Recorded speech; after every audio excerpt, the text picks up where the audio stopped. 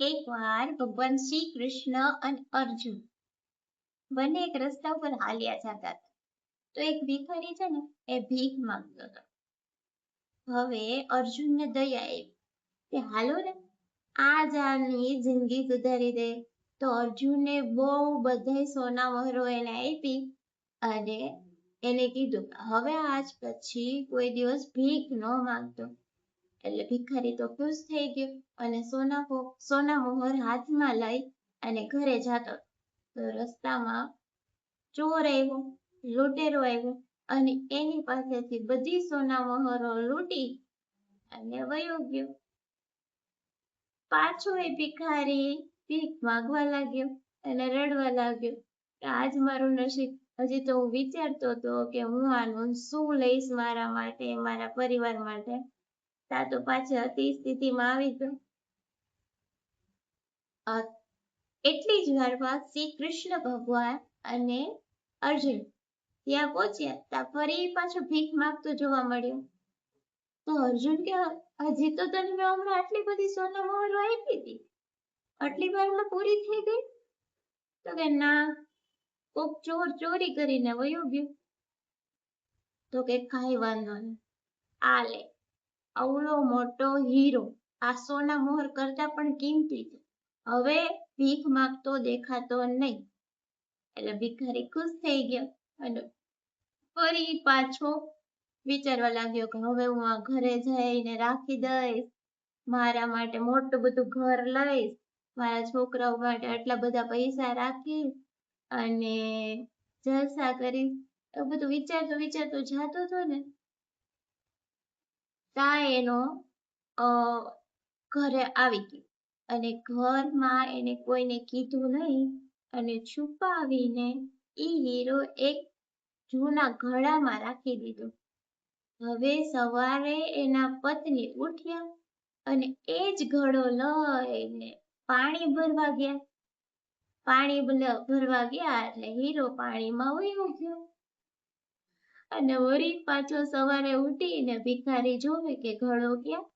ત્યાં તો એની વાઈફ પાણી ભરીને આવતી હતી અને એમાં હીરો હતો નહીં.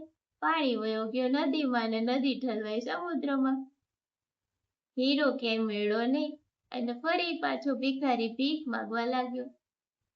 એટલે શ્રી કૃષ્ણ ભગવાન અને અર્જુન બંને પાછા ભિખારીને ભીખ માંગતા જોઈ. એટલે અર્જુને ફરી પાછું પૂછ્યું કે ભાઈ તને કાલે હીરો આપ્યો હતો? તો કે સાહેબ એ ખોવાઈ ગયો એ ગયો. પછી કૃષ્ણ ભગવાને દયા ખાઈ અને એને 2 થી 3 રૂપિયા આપેલા અને ભિખારી ખુશ થતો ત્યાંથી વયો ગયો. તો શ્રી કૃષ્ણ ભગવાનને અર્જુને પૂછ્યું, મેં એને એટલી સોના મોહર આપી, એવડો મોટો હીરો આપ્યો, તો એનું ભલું થયું નહીં, આ 2-3 રૂપિયામાં એનું શું ભલું થશે? તો કે તું જો. એટલે એ ભિખારી 2-3 રૂપિયા લઈ હાથમાં જાતો હતો તો રસ્તામાં એક ટોકરીમાં એક છોકરો માછલી વેચવા નીકળ્યો. એમાં એક માછલી બહુ તડફડિયા મારતી હતી, ઉછળતી હતી. એટલે કે આ 2-3 રૂપિયામાં મારું તો શું થશે, લાવા માછલીનો જીવ બચાવી લો, એને લઈને પાછી પાણીમાં મૂકી દો. તો એ છોકરા પાસેથી એને માછલી લીધી અને પાણીમાં મૂકી દીધી. જેવી પાણીમાં મૂકી એવી ગળામાં ફસાયેલો હીરો બહાર નીકળી ગયો અને ભિખારીના હાથમાં આવી ગયો અને એ બોલ્યો, મળી ગયો, મળી ગયો, મળી ગયો.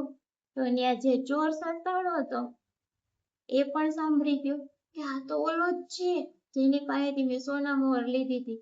મને લાગે આને મને ગોતી લીધો એટલે રાડું નાખે છે ને હમણાં ગામવાળા મને મારશે. એટલે એ સામેથી આવી અને બધી સોના મોહર ભિખારીને આપી દીધી કે આલે ભાઈ તારી સોના મોહર તું રાખ, હું જાઉં છું, પ્લીઝ કોઈને કહેતો નહીં, નકર આ બધા મને મારવા માંડશે. એટલે સોના મોહર મળી ગઈ, હીરોય મળી ગયો. પછી અર્જુન ને શ્રી કૃષ્ણ ભગવાન આ બધું જોતા. તો અર્જુન કે માધવ આ તમે કઈ રીતે કર્યું? તો કે મેં કાંઈ નથી કર્યું.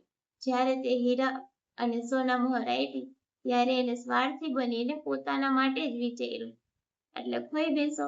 જ્યારે મેં એને 2 થી 3 રૂપિયા નાખ્યા ને ત્યારે એને પેલું વિચાર એ માછલીને બચાવવા માટે કે બીજાનું ભલું કરવા માટે કર્યું. માટે એને બધું મળી ગયું. માટે હંમેશા બીજાનું ભલું કરવાનું વિચારો, તમને બધું અવશ્ય મળી જશે. આવજો. સ્ટોરી ગમી હોય તો લાઈક, શેર અને સબસ્ક્રાઈબ કરવાનું ભૂલતા નહીં. મળીએ નેક્સ્ટ વિડીયોમાં.